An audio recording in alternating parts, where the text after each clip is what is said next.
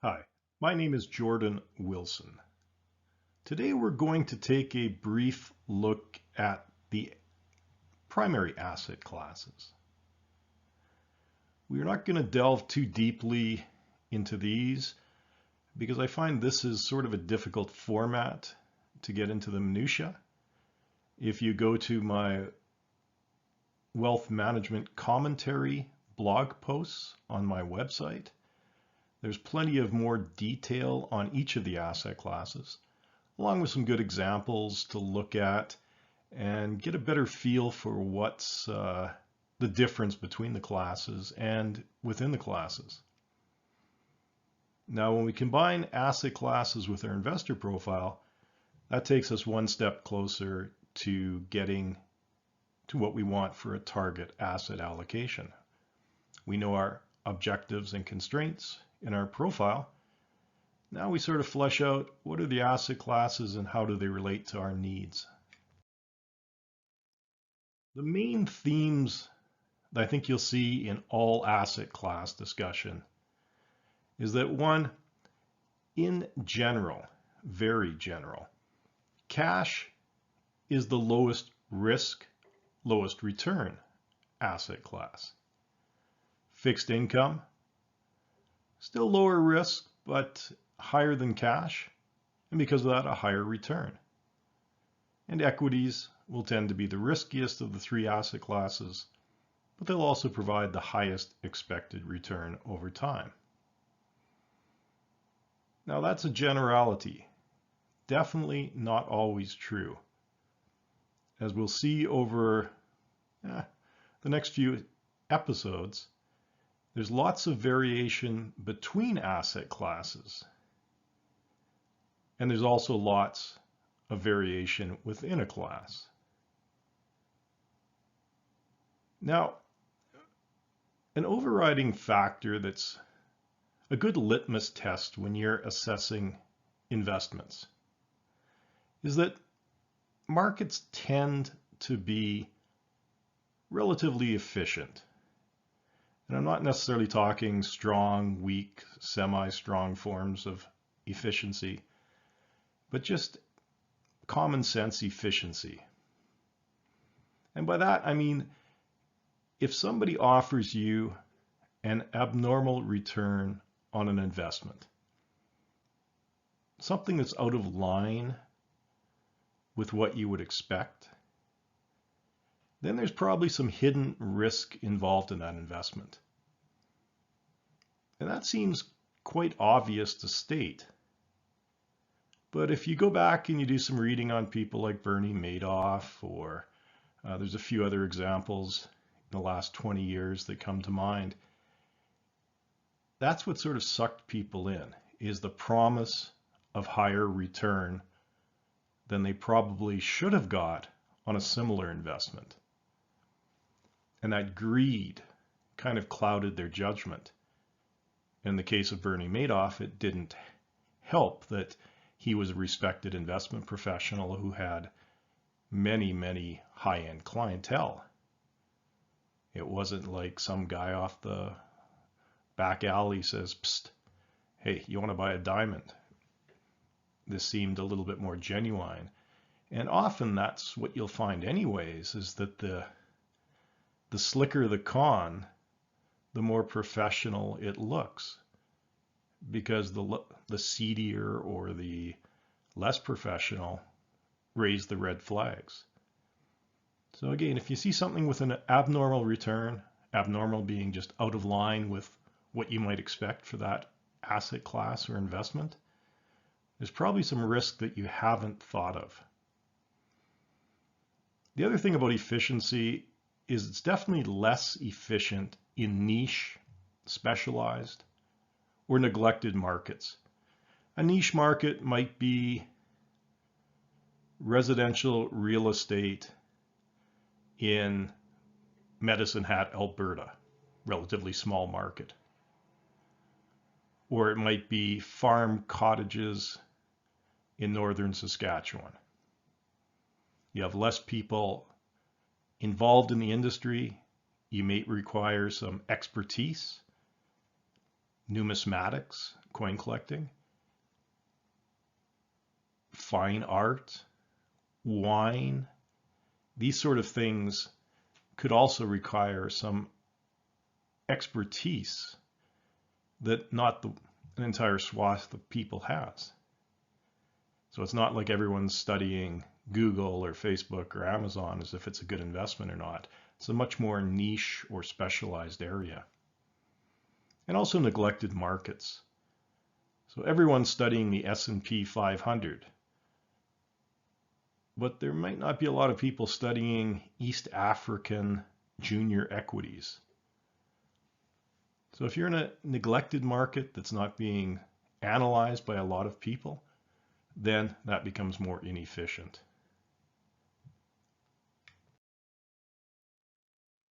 Cash and cash equivalents tend to be known as CCE. My first box is that cash is king. Cash is what all other investments aspire to, because they only really actually have value when that asset is converted to cash. You might have shares of, now this week, GameStop, which has been driven as high as $400 and some. But until you're able to actually sell and convert that into cash, it's not cash in your jeans yet. So an asset is really only as good as when you can finally convert it into cash and spend it. So in general, cash equivalents, extremely liquid. And again, when we talked about liquidity previously, liquidity is made up of two functions. One, what is the speed that I can convert this asset into cash and at close to fair market value?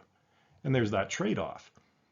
If I want to sell my used pickup truck and its fair market value is $10,000, if I need that money tomorrow, then I might not be able to find someone that will pay that fair market value.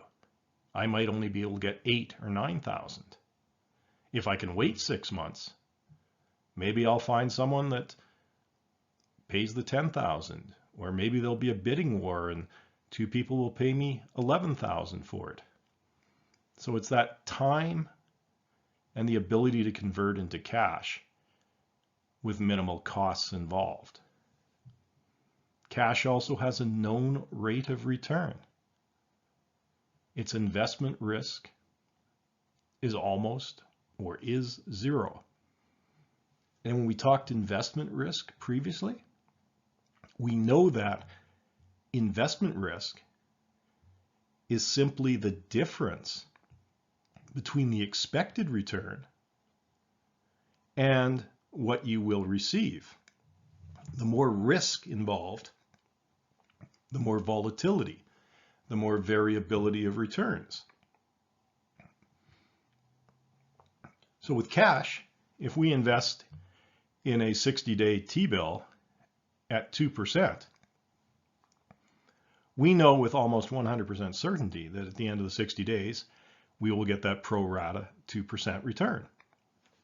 Unlike buying a Facebook share or a GameStop share, where who knows what it will be in 6 months. Also, your risk of capital loss with cash is negligible, zero. Cash is cash. And in my examples, short-term government T-bills, so US, Canadian T-bills are considered the risk-free investment because there's no risk involved. That's not true for all government T-bills. If we look at currently Venezuela, if we looked in the past at Russia, Argentina, a variety of South American countries, it wasn't always guaranteed that these countries would pay even their short-term debts. So there'd be risk attached to those. On the bank side, term deposits, guaranteed investment certificates, even money market funds. Some of the risks to watch with cash. So I said previously, there's zero investment risk. But I also said that investment risk simply relates to the difference between the expected and the nominal return that you receive. There's still risk with cash. Inflation risk. If I'm in a 1-year T-bill that's 2% and inflation rate rises to 3%, I've lost money. I haven't lost my capital. I still get my capital, but my purchasing power has declined because of the inflation. That's a risk. And essentially, I've lost money because I've lost on my purchasing power. You might have foreign currency risk. I might invest in US T-bills, and if the Canadian dollar appreciates, I still receive my nominal return in US dollars, and I still receive my principal back, but when I convert back to Canadian, I'm short. So there's foreign currency risks to be careful of. There's also business risk. And in a short term, that might be, again, Venezuela right now, their ability to even pay on small debts. And I think the other area is I've told the story before, I think in one of my earlier episodes. I used to fly into the Channel Islands a fair bit on business.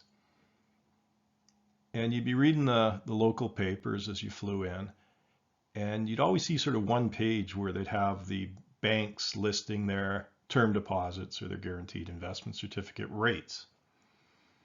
And you can immediately tell by looking at the rates offered which were the more solid banks and which were the more risky banks. And an example here, just in general, I'm looking and I see 3 banks, and they're offering me 1-year GICs. Banks A and B both offer 5% annual rates. Bank C offers 7%. So why the difference in rates? Same product, short term. You would think it'd be a no-brainer that everyone would want to go with the 7%. But risk and return are correlated. If I analyze Bank C, I would expect to see that there's higher risk of non-payment in the interest or the original capital versus banks A or B. And that makes sense because if C had the same certainty of payback as A and B, no one would invest in GICs with A and B. They'd all go to C. And what would happen there is that either C would realize that they're paying out too much and adjust their rates down to match A and B, or A and B would realize that they need to offer the same 7% to reattract investors away from C. But the fact of the matter is that C has a higher risk of not paying the capital or the interest on the debt. And so they need to entice investors away from that higher certainty of A and B by offering a higher rate. And that's just sort of common in all the fixed asset or fixed income vehicles.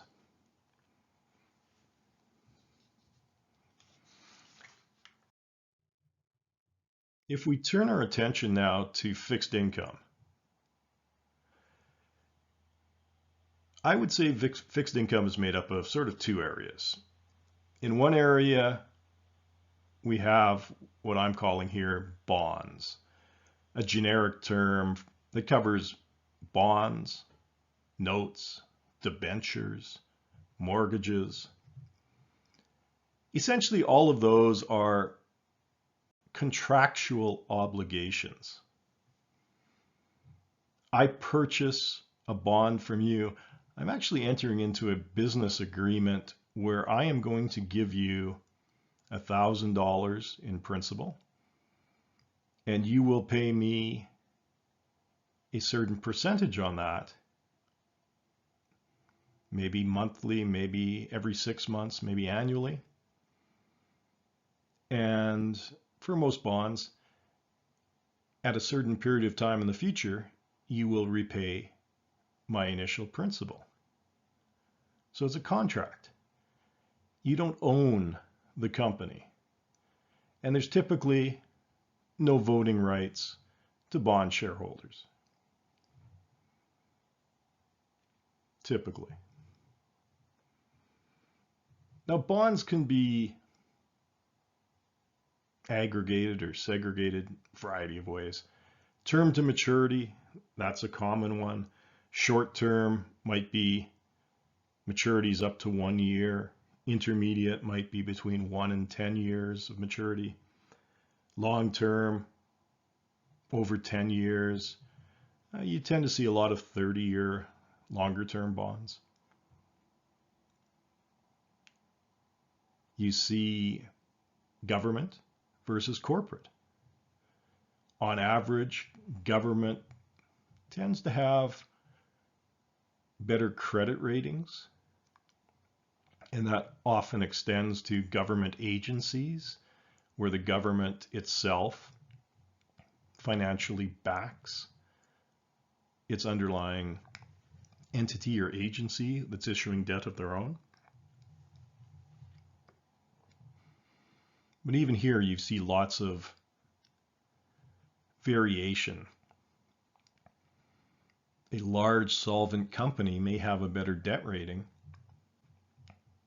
than some municipalities, states, provinces, federal governments.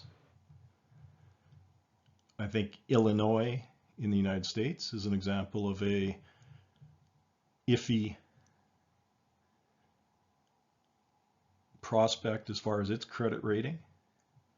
So I might find that Coca-Cola or another large company actually can offer debt at lower rates than certain cities or states.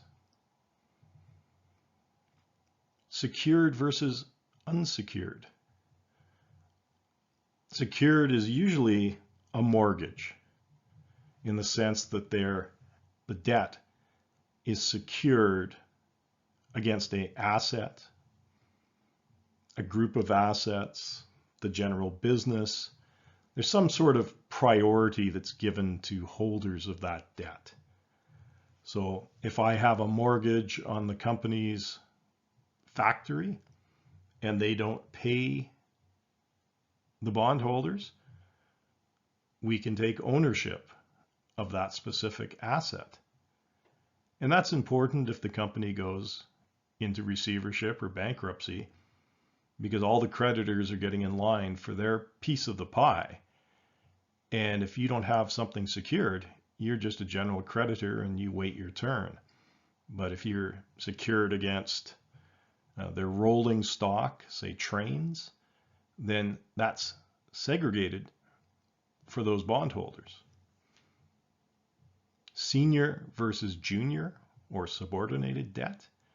Very similar. It doesn't have to be secured, but if you're in line at the movie with all your friends and you're a senior shareholder or a senior bondholder in this case, you cut to the front of the line.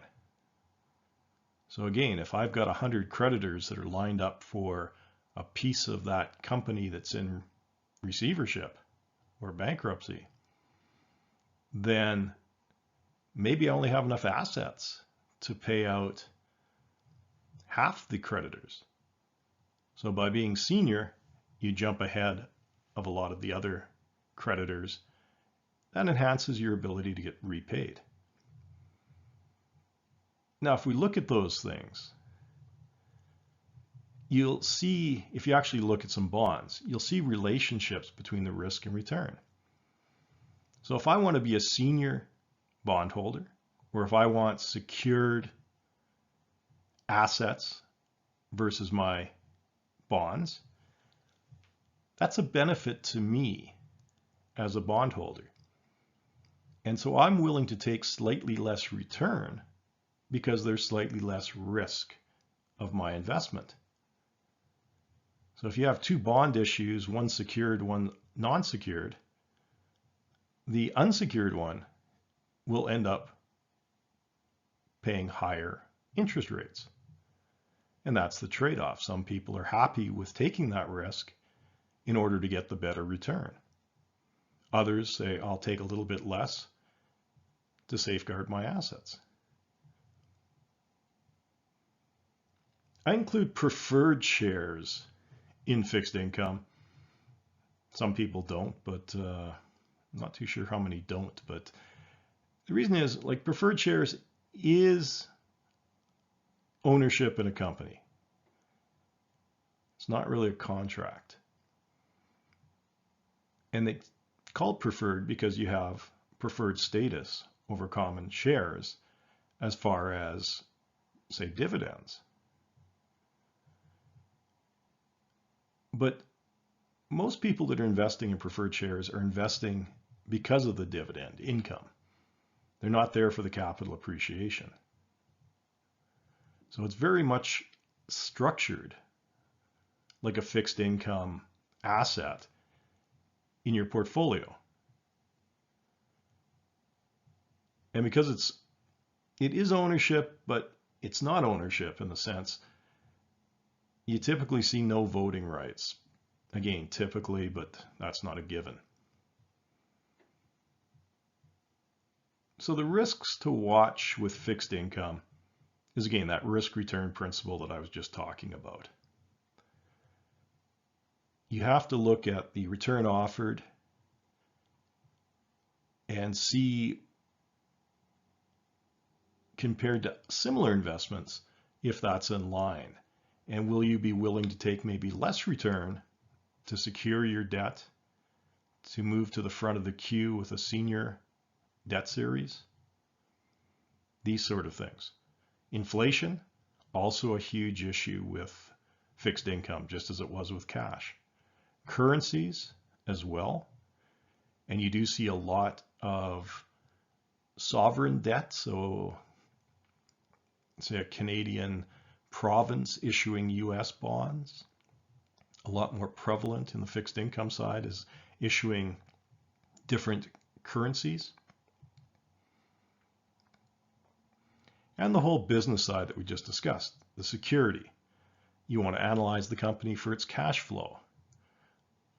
Doesn't matter if I'm a preferred shareholder, if the company isn't generating enough internal cash flow to pay those preferred share dividends, then they'll just accrue and accrue and accrue, but never be paid out. Similarly with the bonds, you got to make sure that they can make their periodic interest payments and they'll have enough capital at maturity to pay out the bondholders. Turning to the equity asset class, that is essentially the common shares. Now, common shares are true ownership in a company. Investors participate in the corporate success. So unlike fixed income, where it's more contractual, I give you money, you return that money at some future point, but along the way you're giving me interest income. Here it's more just the success or the failure of the company dictates how well you do. And that success may be through common share dividends, which are paid out of the accumulated retained earnings and cash flow of a company.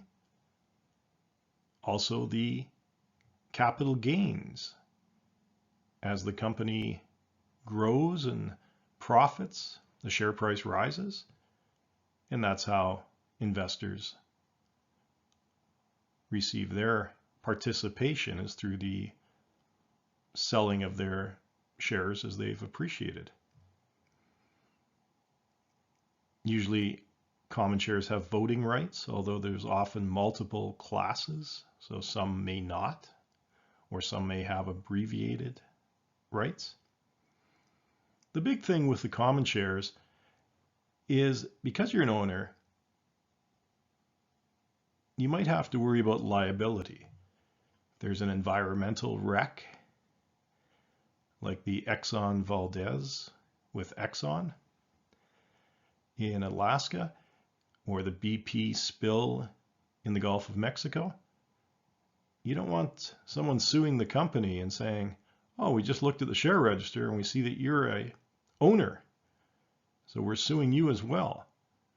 So common shares have limited liability, and that means you're only at risk for your invested capital. The most you can lose is what you put in. Now, equities can be categorized a few different ways. I've listed a couple here. Value versus growth stocks. Value stocks tend to be mature. There's not much growth opportunity for them, but they generate nice excess cash flow, and they pay that cash flow out to their shareholders through dividends. And there might be some capital appreciation, but not as much as, say, the growth, which we'll get into in a second. So value investors tend to look more for dividends and a nice solid return over time. Growth companies, they may not be profitable, or if they are, they want to roll their money back into the business, R&D, acquisitions, marketing. So you're not going to see many dividends paid out of a growth company. Investors are in that for the capital gains. As the money's reinvested and the company grows, that should reflect in the share price, and that's what the investors want, is increased capital gains. Companies are often categorized by their market capitalization. Small, medium, large cap companies. And the size of the company often reflects a different risk return profile. So you might have Coca-Cola, Amazon, Apple. A lot of public information out there, a lot of analysts. You can track the company quite well as to what they're up to. Tons and tons of issued shares. So very liquid. As compared to, say, again, the junior mining company in Western Canada or East Africa. Maybe less information, less efficient. Less shares outstanding, so it's harder to trade. Becomes less liquid. So again, just different size companies have different risk return profiles and issues. One not listed there, but also by country. So you might have US or North American stocks versus Europe and the other developing nations, EAFE stocks. Or you might have emerging markets. And now as the emerging markets continue to grow, you have frontier markets, which would be the true smaller ones. So again, you have different risk return profiles depending on the country or the level of development of that country. As far as risks to watch, we covered both non-systematic, which are company specific, and the market-wide systematic risks previously. So if we're analyzing a company to invest in, on a company-specific basis, we want to look at the management. We want to look at their operations. We want to look at credit ratings, legal, competitors, suppliers. An example would be the risks associated with a junior mining company. Environmental, you might get sued. You might have cave-ins that put your staff in peril. You might have reclamation costs. On a systematic basis, if you're a gold company, you're sort of trapped by where the price of gold is. You're not really dictating that. So you're sort of, okay, here's the price of gold. It's feasible to develop what we have, or it's not feasible. Versus, say, a Dell computer or another laptop company. You got no worries maybe about environmental or reclamation, but maybe you have negligence if you're building computers that electrocute customers. Maybe you have product recalls. Maybe you're worried about Apple creating another product that'll drive you out of business. So there's, again, different risks depending on the industry and the company in general. And then again, the systematic or the wide-ranging things, inflation. I would consider COVID, which we're going through right now, to be a systematic risk. It's impacting everyone equally to some extent. And that's more of the socio or geopolitical issues. What's going on with China as far as their issues as a manufacturer? What's going on in Europe as far as, say, Brexit goes? These are issues that impact businesses, and depending on the one you're analyzing, you have to factor that in.